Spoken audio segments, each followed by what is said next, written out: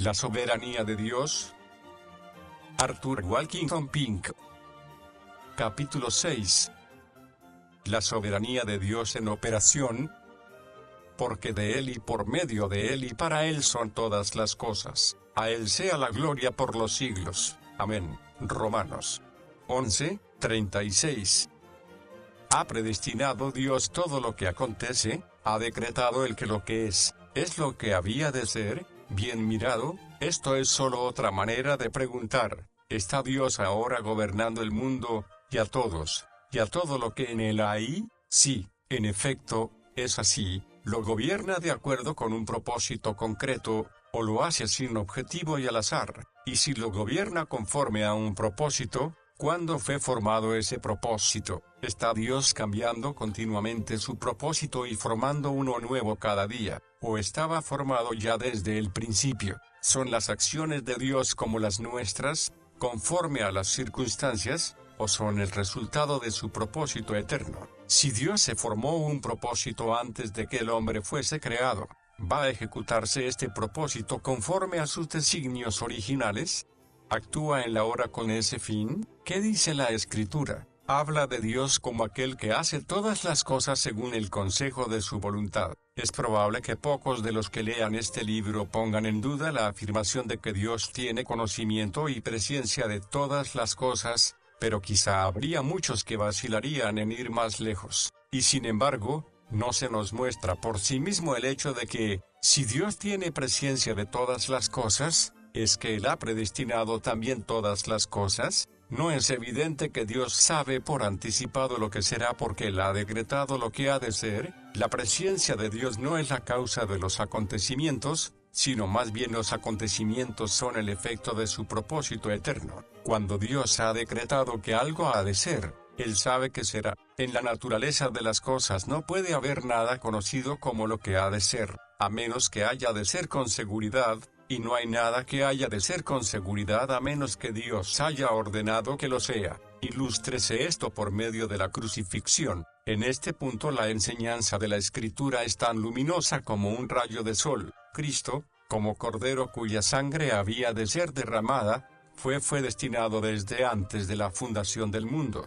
Primera de Pedro 1:20. Habiendo pues destinado que el Cordero fuese inmolado, Dios sabía que él sería llevado al matadero, y por consiguiente lo dio a conocer así por medio del profeta Isaías. El Señor Jesús no fue entregado porque Dios lo sabía anticipadamente, sino porque era su inmutable consejo y predestinación. Hechos de los Apóstoles 2:23. El conocimiento anticipado de los acontecimientos futuros está pues fundado en los decretos de Dios, por lo cual si Dios tiene presciencia de todo lo que ha de ser, es porque ha determinado en sí mismo desde toda la eternidad todo lo que será. Dice el Señor que hace estas cosas, que son conocidas desde la eternidad. Hechos de los Apóstoles 15:18, lo cual demuestra que Dios tiene un plan, que Dios no empezó su obra sin pensarlo o sin tener conocimiento de cómo se desarrollarían sus previsiones. Dios creó todas las cosas. Nadie que acepte el testimonio de la Sagrada Escritura lo discutirá, ni se sentirá inclinado a sostener que la obra de la creación fue una obra accidental. Dios formó primeramente el propósito de crear, y luego realizó el acto creativo en cumplimiento de dicho propósito. Todos los verdaderos cristianos harán suyas de buena gana las palabras del salmista, diciendo: «Cuán numerosas son tus obras, oh Jehová, a todas las hiciste con sabiduría». Salmos 104:24. Habrá quien acepte lo que acabamos de decir y niegue que Dios se propuso gobernar el mundo que creó. Evidentemente la creación del mundo no era el propósito final de Dios con respecto al mismo. Es obvio que Él no se propuso simplemente crear el mundo y colocar al hombre en él, para luego abandonar a ambos a su suerte. Es preciso que se vea claramente que Dios tiene alguna gran finalidad o finalidades en su propósito, según corresponde a sus infinitas perfecciones, y que Él está actualmente gobernando el mundo con objeto de realizar estos fines. El consejo de Jehová permanecerá para siempre, y los pensamientos de su corazón, por todas las generaciones. Salmos 33:11. Acordaos de las cosas del pasado que son desde la antigüedad, porque yo soy Dios, y no hay otro. Yo soy Dios, y no hay nadie semejante a mí. Yo anuncio lo por venir desde el principio, y desde la antigüedad lo que aún no ha sido hecho. Digo, mi plan se realizará, y haré todo lo que quiero. Isaías 46, 9,10. Podrían mencionarse otros muchos pasajes para demostrar que Dios tiene muchos consejos con respecto a este mundo y respecto al hombre, y estos consejos se realizarán sin lugar a dudas. Solamente cuando se consideran así podemos apreciar de modo inteligente las profecías de la Escritura. En la profecía, el Dios poderoso ha condescendido a introducirnos en el recinto secreto de sus consejos eternos, dándonos a conocer lo que se ha propuesto hacer en el futuro. Los centenares de profecías que se hallan en el Antiguo y Nuevo Testamento no son tanto predicciones de lo que va a ocurrir como revelaciones para nosotros de lo que Dios se ha propuesto que ha de ocurrir. Sabemos por la profecía que la época actual, como todas las anteriores, va a terminar con la plena demostración del fracaso del hombre. Sabemos que va a haber una universal apostasía de la verdad, una apostasía general. Sabemos que el anticristo ha de ser manifestado, y que logrará engañar al mundo entero. Sabemos que la carrera del anticristo será cortada, y que se pondrá fin a los desgraciados intentos del hombre para gobernarse a sí mismo, y que esto será por medio del regreso del Hijo de Dios. Si lo sabemos es porque todas estas cosas y centenares de ellas más forman parte de los decretos eternos de Dios que ahora nos son dados a conocer en la palabra profética más permanente, y porque es infaliblemente cierto que todo lo que Dios se ha propuesto ha de acontecer de forma inevitable. ¿Con qué gran propósito, pues, fueron creados este mundo y la raza humana? La respuesta de la Escritura es: todo lo ha hecho Jehová para su propio propósito, para sí mismo. Proverbios 16, 4. Y también, tú has creado todas las cosas, y por tu voluntad tienen ser y fueron creadas. Apocalipsis 4, 11. El fin supremo de la creación fue la manifestación de la gloria de Dios. Los cielos cuentan la gloria de Dios y la expansión denuncia la obra de sus manos, pero era por medio del hombre, originalmente hecho a su imagen y semejanza, que Dios se propuso primordialmente manifestar su gloria. Pero, como había de ser glorificado por el hombre el gran creador, antes de su creación, Dios previó la caída de Adán y la consiguiente ruina de su raza.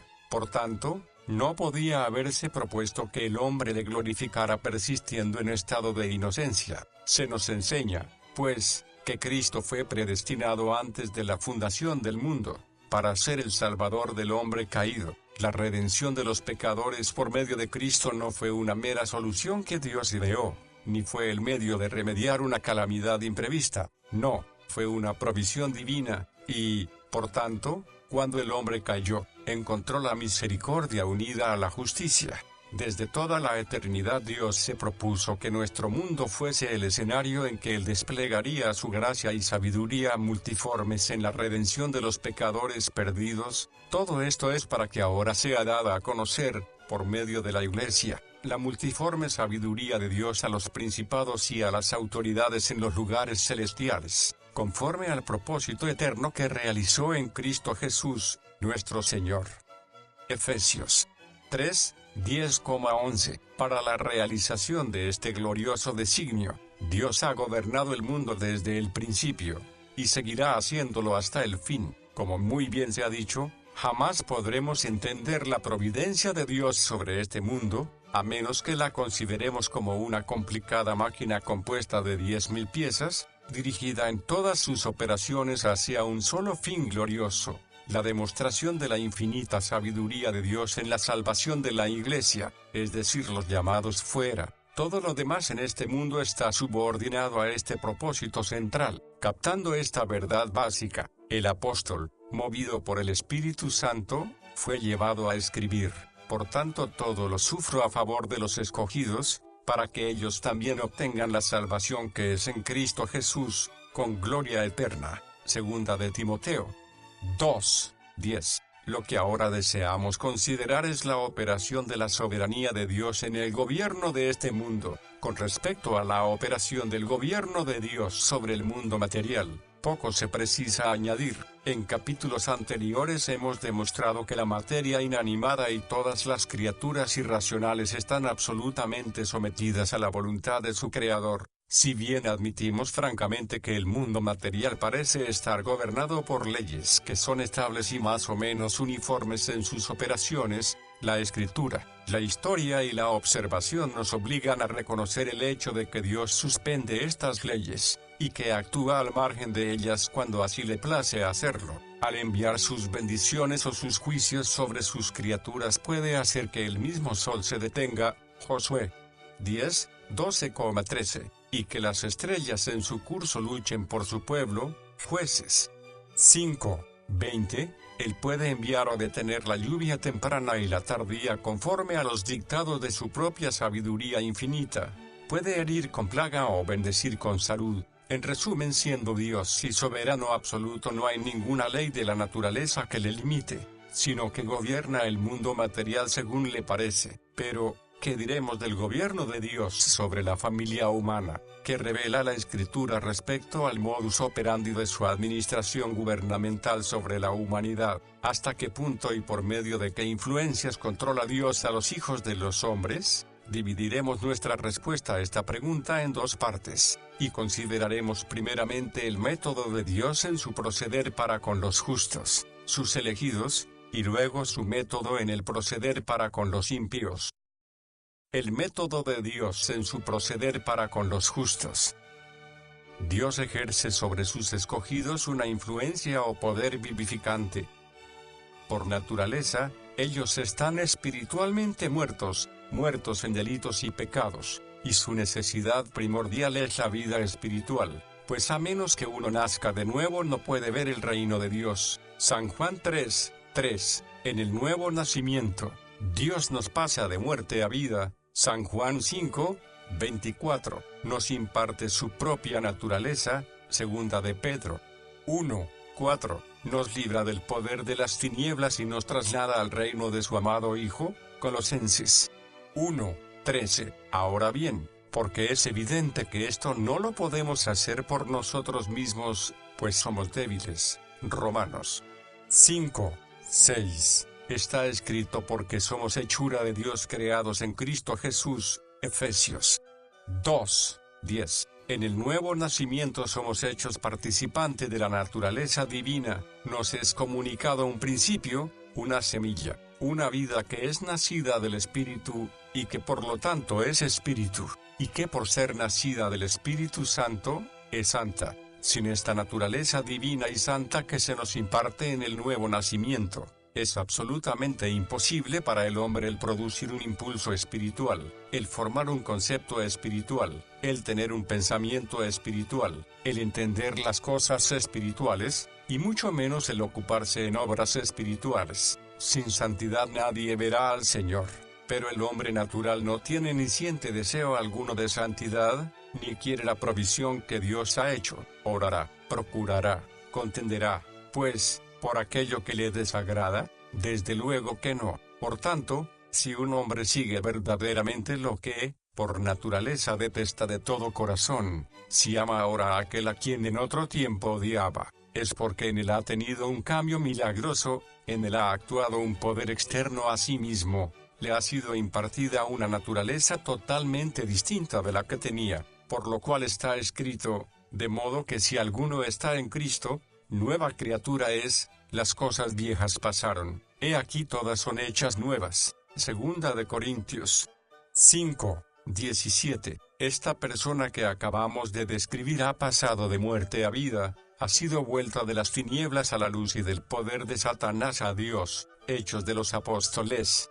26, 18. No hay otra manera de explicar el gran cambio. El nuevo nacimiento es muchísimo más que derramar simplemente unas cuantas lágrimas debido a un remordimiento temporal por el pecado. Es mucho más que cambiar nuestra manera de vivir, abandonar malos hábitos y adquirir los buenos. No es la mera afición y práctica de los ideales nobles. Es algo mucho más hondo que dar un paso al frente, estrechar la mano de algún evangelista popular, firmar una tarjeta de testimonio o aceptación, o unirse a la iglesia. El nuevo nacimiento no consiste sencillamente en volver la página, sino en la implantación y recepción de nueva vida. No es mera forma, sino transformación completa. En resumen, el nuevo nacimiento es un milagro, resultado de la operación sobrenatural de Dios. Es radical, revolucionario, duradero. He aquí, pues, lo primero que a su tiempo hace Dios en sus escogidos: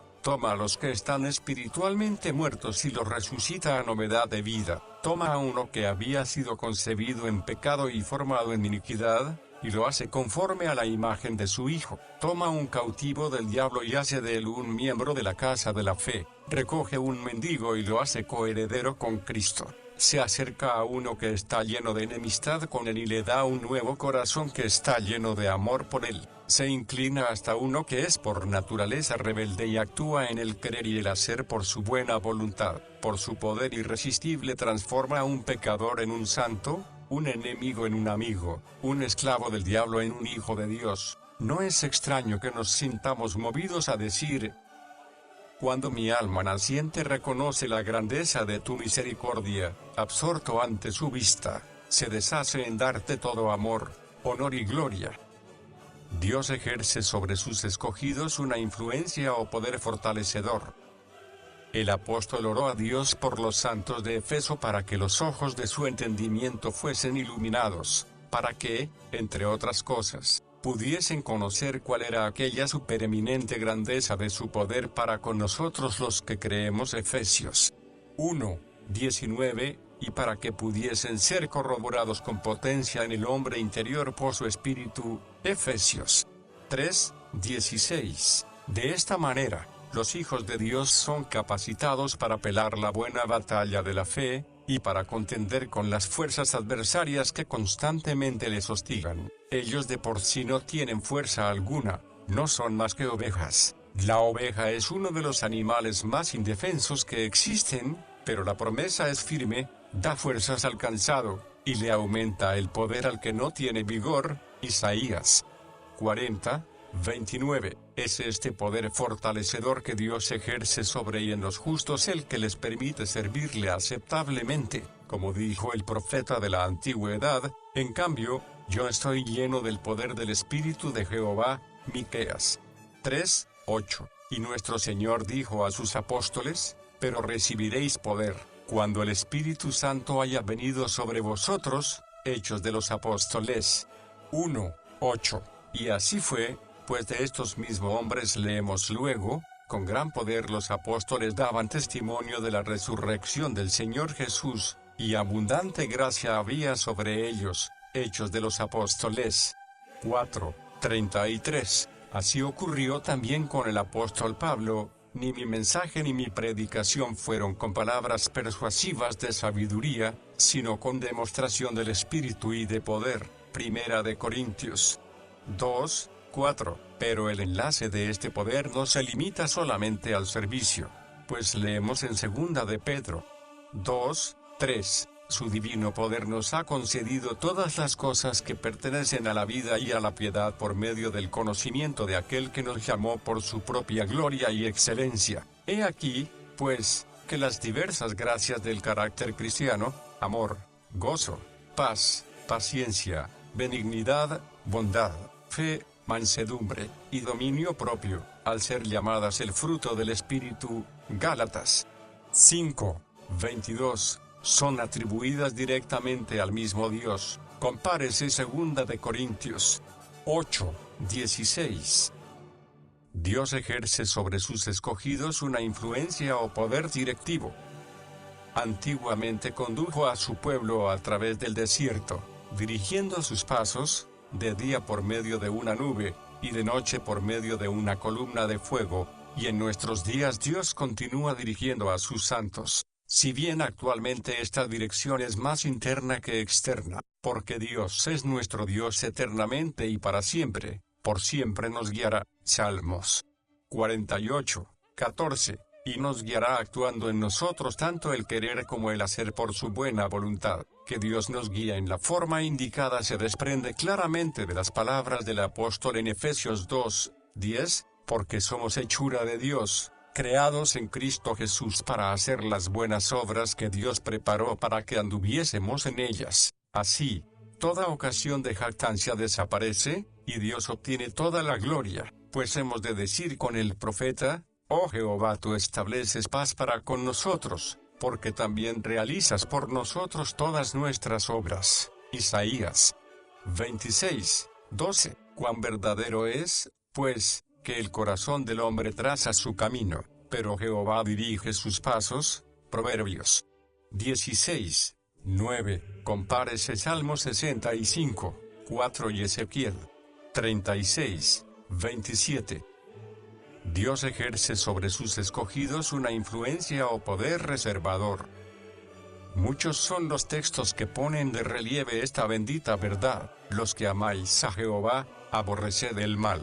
Él guarda la vida de sus fieles, los libra de manos de los impíos. Salmos 97:10. Porque Jehová ama la rectitud y no desampara a sus fieles. Para siempre serán guardados, pero la descendencia de los impíos será exterminada. Salmos 37:28. Jehová guarda a todos los que le aman, pero destruirá a todos los impíos. Salmos 145:20. Es innecesario multiplicar los textos o argumentar en este punto en cuanto a la responsabilidad de la fidelidad del creyente. No podemos perseverar sin que Dios nos preserve, como tampoco podemos respirar cuando Dios cesa de darnos aliento. Sois guardados por el poder de Dios mediante la fe, para la salvación preparada para ser revelada en el tiempo final. Primera de Pedro 1:5. Véase Primero de Crónicas 18:6. Nos falta ahora considerar el método de Dios en su proceder para con los impíos. Al considerar el proceder del gobierno de Dios para con los no escogidos, hallamos que ejerce sobre ellos una cuádruple influencia o poder, en cuya exposición adoptaremos las bien definidas divisiones sugeridas por el Dr. Rice. Dios ejerce, a veces, sobre los impíos una influencia restrictiva por la cual les impide ejecutar lo que por naturaleza se sienten inclinados a hacer. Un ejemplo notable de esto lo tenemos en Abimelech, rey de Gerar. Abraham descendió a Gerar, y temeroso de que lo matasen por causa de su esposa, le dio instrucciones para que se hiciera pasar por hermana suya, creyendo que no era casada. Abimelech envió y tomó a Ara, y entonces se nos dice cómo Dios empleó su poder para proteger el honor de ella. Dios le dijo en sueños: Yo también sé que con integridad de tu corazón has hecho esto. Yo también te detuve de pecar contra mí, y no te permití que la tocases.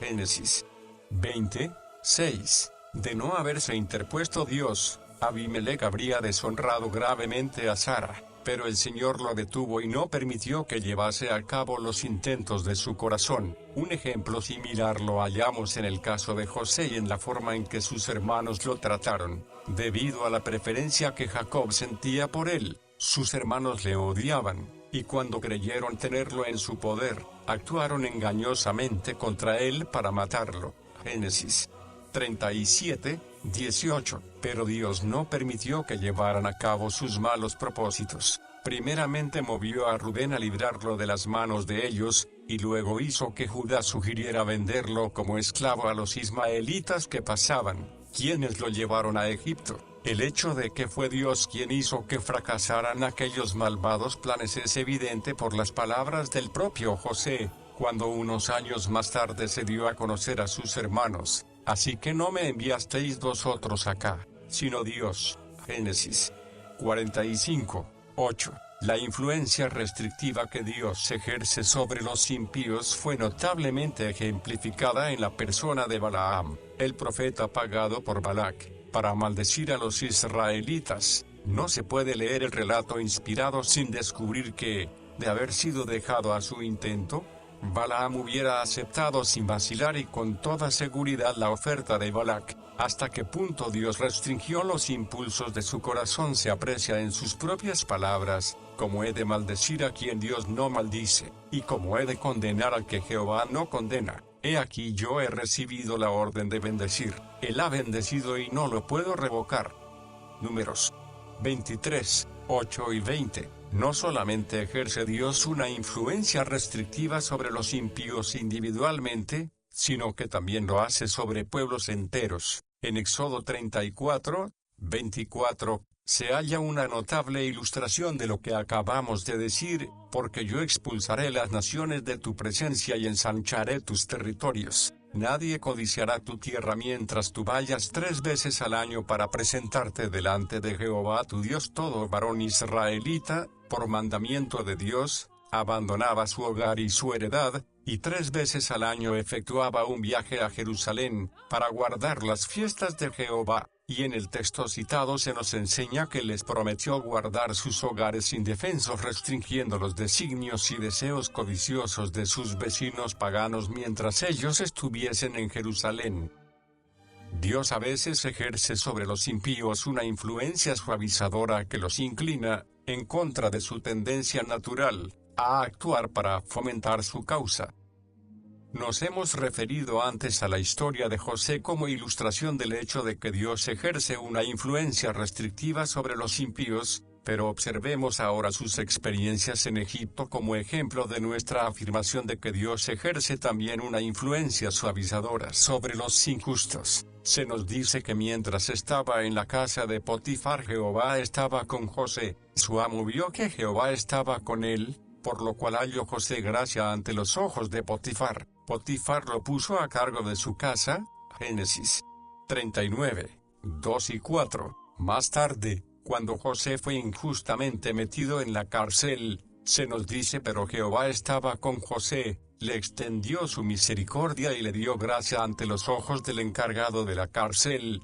Génesis 39, 21, por lo cual, el encargado de la cárcel le mostró mucha bondad y consideración. Finalmente, después de salir de la prisión, se nos enseña en Hechos 7, 10, que Jehová le libró de todas sus tribulaciones y le dio gracia y sabiduría en la presencia del faraón, rey de Egipto, quien le puso por gobernador sobre Egipto y sobre toda su casa. En la manera que la hija del faraón trató al niño Moisés se aprecia una prueba igualmente sorprendente del poder de Dios para derretir los corazones de sus enemigos. El incidente es bien conocido. Faraón había publicado un edicto ordenando el exterminio de todo hijo varón de los israelitas. A cierto levita le había nacido un hijo que durante 3 meses fue ocultado por su madre. No pudiendo ya seguir escondiendo al niño Moisés, lo puso en una arquilla de juncos, y lo dejó en la orilla del río. La arquilla fue descubierta nada menos que por la hija del rey,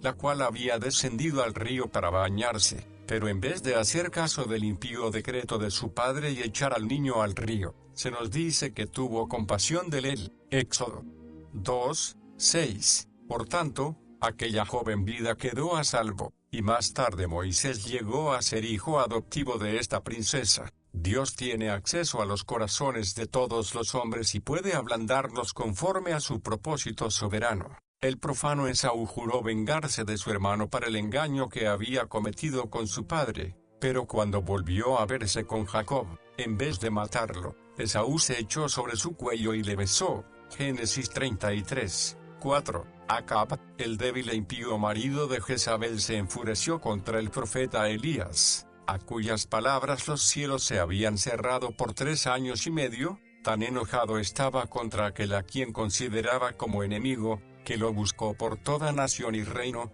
y cuando no pudo hallarlo hacía jurar al reino y a la nación que no te habían hallado. Primero de Reyes 18, 10. Pero cuando estuvieron frente a frente, en vez de matar al profeta, Acab obedeció a Elías, y entonces Acab convocó a todos los hijos de Israel y reunió a los profetas en el monte Carmelo. Versículo 20. Asimismo, Ester la judía, a punto de entrar a la habitación del augusto monarca medo-persa, dijo que aquello no era conforme a la ley. Ester 4, 16. Entró esperando morir, mas se nos dice que obtuvo gracia ante sus ojos, y el rey extendió hacia Ester el cetro de oro que tenía en su mano. Ester 5, 2. Otro caso lo tenemos en el joven Daniel, cautivo en una corte extranjera. El rey asignó una ración diaria de comida y bebida para él y sus compañeros. Pero Daniel se propuso en su corazón no contaminarse con aquella comida, decisión que hizo saber a su señor, el príncipe de los eunucos. ¿Qué ocurrió? Aquel príncipe era pagano, y temía al rey. Se opuso, por tanto, a Daniel y exigió airadamente que sus órdenes fuesen inmediatamente ejecutadas. No, pues leemos, Dios concedió a Daniel que se ganara el afecto y la buena voluntad del jefe de los funcionarios. Daniel 1:9. Como una corriente de agua es el corazón del rey en la mano de Jehová, quien lo conduce a todo lo que quiere.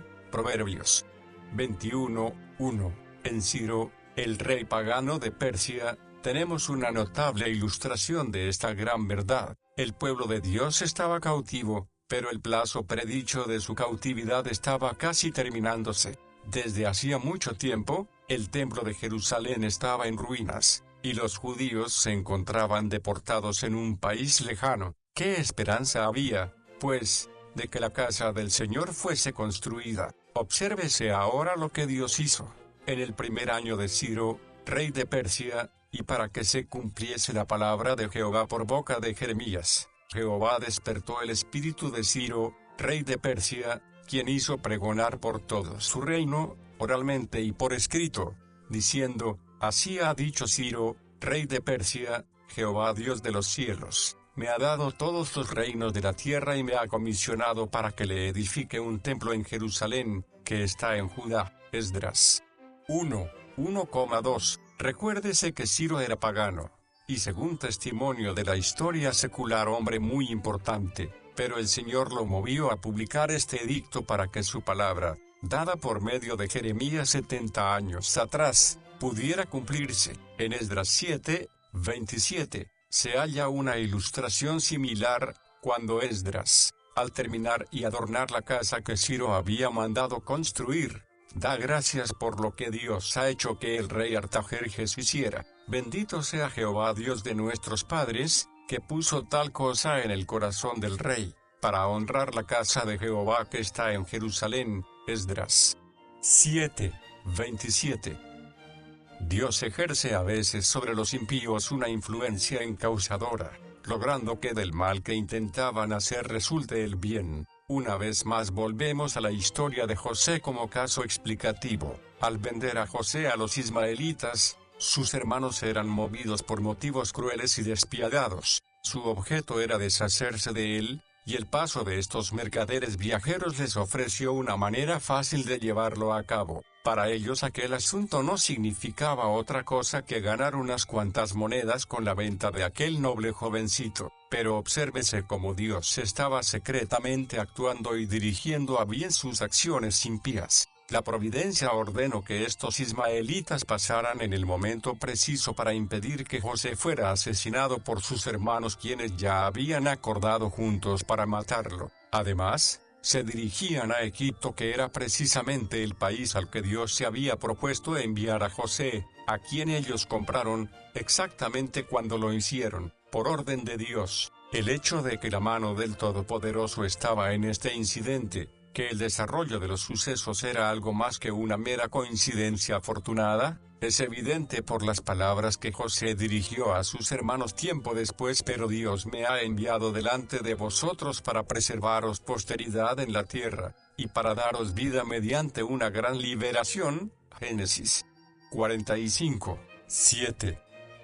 Otra ilustración igualmente notable de que Dios dirige a los impíos se halla en Isaías 10:5-7, ay de Asiria, la vara de mi ira, pues en su mano está puesto el garrote de mi furor. La mandaré contra una nación impía, y la enviaré contra el pueblo que es objeto de mi indignación, a fin de que capture botín y tome despojos, a fin de que lo ponga para ser pisateado como el lodo de las calles. Pero ella no lo imaginará así, ni su corazón lo pensará de esta manera. Más bien, la intención de su corazón será destruir y exterminar no pocas naciones. El rey de Asiria había decidido ser un conquistador del mundo, destruir y exterminar no pocas naciones. Pero Dios dirigió y controló su codicia y ambición guerrera, e hizo que su atención se concentrara en aquel tiempo en la conquista de la insignificante nación de Israel. Semejante tarea no era lo que ocupaba el corazón del orgulloso rey. Él no lo pensará así, pero Dios le dio este encargo y no pudo hacer otra cosa que cumplirlo. Véase también, Jueces 7:22. El ejemplo supremo de la influencia controladora y encausadora que Dios ejerce sobre los impíos, es la cruz de Cristo con todas las circunstancias que la acompañan. Si hay una ocasión en que de modo supremo pudo presenciarse la providencia directiva de Dios, fue aquella. Desde toda la eternidad Dios había predestinado cada uno de los detalles de aquel evento de eventos. Nada se dejó a la suerte ni al capricho del hombre. Dios había decretado cuándo, dónde, y cómo su bendito Hijo había de morir. Gran parte de lo que se había propuesto en relación a la crucifixión había sido dado a conocer a través de los profetas del Antiguo Testamento, y en el cumplimiento exacto y literal de estas profecías tenemos pruebas evidentes y demostración plena de la influencia ordenadora y encausadora que Dios ejerce sobre los impíos. Nada ocurrió fuera de como Dios lo había ordenado, y todo cuanto había ordenado sucedió exactamente como Él lo había propuesto. Había sido decretado, y dado a conocer en la Escritura, que el Salvador sería traicionado por uno de sus propios discípulos, por el hombre de su paz. Véase Salmo 41:9 y Mateo 26:50. He aquí que fue Judas el discípulo quien lo vendió. Signo de interrogación abierta. Se había decretado que el traidor recibiría por su horrible perfidia 30 piezas de plata. He aquí que los principales de los sacerdotes fueron movidos a ofrecerle precisamente esta suma. Se había decretado que esta paga de la traición sería empleada con un fin particular, a saber, la compra del campo del alfarero. He aquí que la mano de Dios dirigió a Judas a devolver el dinero a los principales sacerdotes, y guió su acuerdo. Mateo 27:7. De tal manera que fue esto precisamente lo que hicieron. Se había decretado que habría quienes serían testigos falsos contra nuestro Señor. Salmos 35:11. He aquí que los tales se levantaron. Se había decretado que el Señor de gloria sería blanco de insultos y escupitadas. Isaías 50:6. He aquí, no faltaron quienes fueron lo suficientemente viles como para hacerlo. Se había decretado que el Salvador sería contado con los transgresores. He aquí que Pilato, sin saberlo, y dirigido por Dios, dio órdenes para que fuese crucificado junto a 2 ladrones. Se había decretado que le sería dado a beber vinagre estando colgado en la cruz. He aquí que este decreto de Dios fue cumplido al pie de la letra. Se había decretado que los soldados despiadados echaran suertes sobre sus vestidos. He aquí que eso fue lo que hicieron. Se había decretado que ninguno de sus huesos sería quebrantado. Éxodo 12:46. Números 9:12. He aquí que la mano ordenadora de Dios que permitió que los soldados romanos rompieran las piernas de los ladrones, les impidió hacerlo con nuestro Señor. No había suficientes ladrones en todas las legiones romanas, ni suficientes demonios en todas las huestes de Satanás, para quebrantar un solo hueso del cuerpo de Cristo. ¿Por qué? Porque el soberano todopoderoso había decretado que ningún hueso había de serle roto. ¿Es necesario continuar este párrafo? ¿Acaso el cumplimiento exacto y literal de todo lo que la Escritura había predicho en relación con la crucifixión no demuestra por encima de toda controversia que un poder omnipotente estaba dirigiendo y supervisando todo lo que se hizo aquel día entre los días? Asimismo, Dios endurece los corazones de los impíos y ciega sus mentes. ¿Que Dios endurece los corazones de los hombres? ¿Que Dios ciega las mentes de los hombres? Sí, así lo dice la Escritura. En el desarrollo de este tema de la soberanía de Dios en operación, reconocemos haber llegado ahora al más solemne de los diversos aspectos. Al pisar este terreno, y más que nunca, necesitamos atenernos estricta y verdaderamente a las palabras de la Sagrada Escritura. No permita Dios que vayamos una pulgada más lejos que su palabra. Quiera Él asistirnos con su gracia para llegar hasta donde llega. Cierto es que las cosas secretas pertenecen a Jehová, pero también es cierto que las cosas reveladas en la Escritura nos pertenecen a nosotros y a nuestros hijos. cambió el corazón de estos, para que aborreciesen a su pueblo, para que contra sus siervos actuaran con engaño. Salmos 105, 25. Se trata aquí de la estancia de los descendientes de Jacob en tierra de Egipto, cuando, después de la muerte del faraón que había acogido al patriarca y su familia, se levantó entre tanto nuevo rey sobre Egipto, que no conocía a José. En su época, los hijos de Israel eran más numerosos y fuertes de tal forma que eran más y más fuertes que los del faraón. Fue entonces cuando Dios cambió el corazón de estos, para que aborreciesen a su pueblo. La consecuencia del odio de los egipcios es perfectamente conocida. Los sometieron a cruel esclavitud y los pusieron bajo implacables comisarios de tributos hasta que su condición llegó a ser insoportable. Impotentes y sumidos en la miseria, los israelitas clamaban a Jehová, quien respondiendo a su clamor designó a Moisés para que fuese su libertador. Dios se reveló a su siervo escogido. Le dio algunas señales milagrosas que había de exhibir en la corte egipcia, y luego le mandó ir al faraón y exigir que los israelitas recibiesen autorización para ir camino de 3 días por el desierto para adorar a Jehová. Pero antes de que Moisés iniciara su viaje, Dios le advirtió respecto a faraón: yo endureceré su corazón, y él no dejará ir al pueblo. Éxodo 4, 21. Si se pregunta, ¿por qué endureció Dios el corazón del faraón? La respuesta que la propia Escritura nos da es esta: para mostrar en él su poder. Romanos 9, 17. O dicho de otro modo, para que Jehová pudiese demostrar su gloria derribando a este altivo y poderoso monarca. Si se preguntara aún, ¿por qué escogió Dios este método para manifestación de su poder?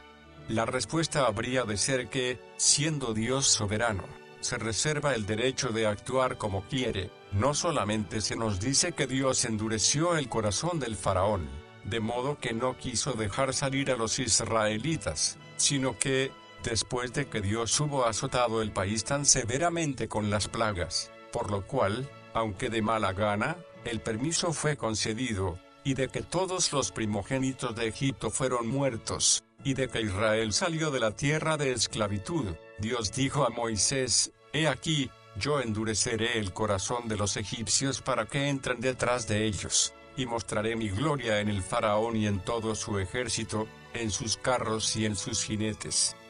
Éxodo 14, 17,18. Lo mismo ocurrió luego en relación con Sejón, rey de Hesbón, por cuyo territorio tenía que pasar Israel en su éxodo hacia la tierra prometida. Repasando su historia, Moisés dijo al pueblo: pero Sejón, rey de Hesbón, no quiso que pasáramos por su territorio, porque Jehová tu Dios había endurecido su espíritu y obstinado su corazón para entregarlo en tu mano, como en el día de hoy. Deuteronomio 2, 30. Lo mismo aconteció cuando Israel hubo entrado en Canaán. Leemos: no hubo ciudad que hiciese la paz con los hijos de Israel, excepto los heveos que moraban en Gabaón. Todo el resto lo tomaron en batalla. Esto provenía de Jehová, quien endurecía el corazón de ellos, para que resistiesen con la guerra a Israel, a fin de que fueran destruidos sin que se les tuviese misericordia, para que fuesen desarraigados, como Jehová había mandado a Moisés. Josué 11, 19,20. Por otros textos aprendemos por qué Dios se propuso destruir a los cananeos: por su tremenda impiedad y corrupción. Mas la revelación de esta solemne verdad no está limitada solamente al Antiguo Testamento. En San Juan 12, 37 al 40, leemos: pero a pesar de haber hecho tantas señales delante de ellos, no creían en él, para que se cumpliese la palabra del profeta Isaías, que dijo: Señor, ¿quién ha creído a nuestro mensaje? ¿A quién se ha revelado el brazo del Señor?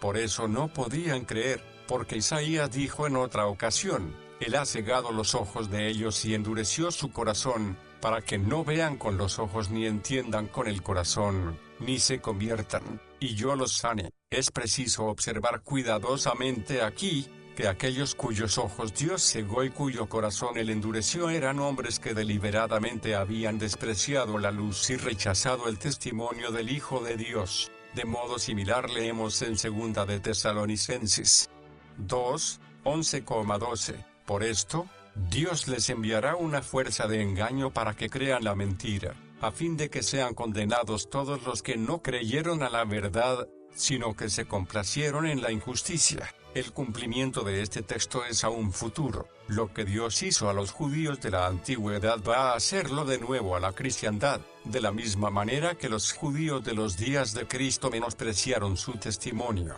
y por eso fueron cegados. Así también Dios enviará operación de error a una cristiandad culpable que ha rechazado la verdad, para que crea la mentira. ¿Está Dios en realidad gobernando el mundo? ¿Está ejerciendo su gobierno sobre la familia humana? ¿Cuál es el modus operandi de su administración gubernamental sobre la raza humana? ¿Hasta qué punto y por qué medios controla él a los hijos de los hombres? ¿Cómo ejerce su influencia sobre los impíos? Conocido es que sus corazones están en enemistad con él. Estas son algunas de las preguntas que hemos procurado responder por medio de la Escritura en las secciones anteriores de este capítulo. Sobre sus propios escogidos, Dios ejerce una influencia vivificadora, fortalecedora, directora y preservadora. Sobre los impíos, Dios ejerce una fuerza restrictiva, suavizadora, encausadora, endurecedora y cegadora, conforme a los dictados de su propia sabiduría y justicia infinitas, y para cumplimiento de su propio propósito eterno. Los decretos de Dios se están cumpliendo. Lo que Él ha ordenado está realizándose. La impiedad del hombre tiene un límite. Los límites de las malas acciones y de los malhechores han sido divinamente establecidos y no pueden ser rebasados. Aunque muchos lo ignoran, todos los hombres buenos y malos están bajo la jurisdicción y la absoluta administración del Soberano Supremo. Aleluya, porque reina el Señor nuestro Dios Todopoderoso. Apocalipsis 19, 6. Reina sobre todos.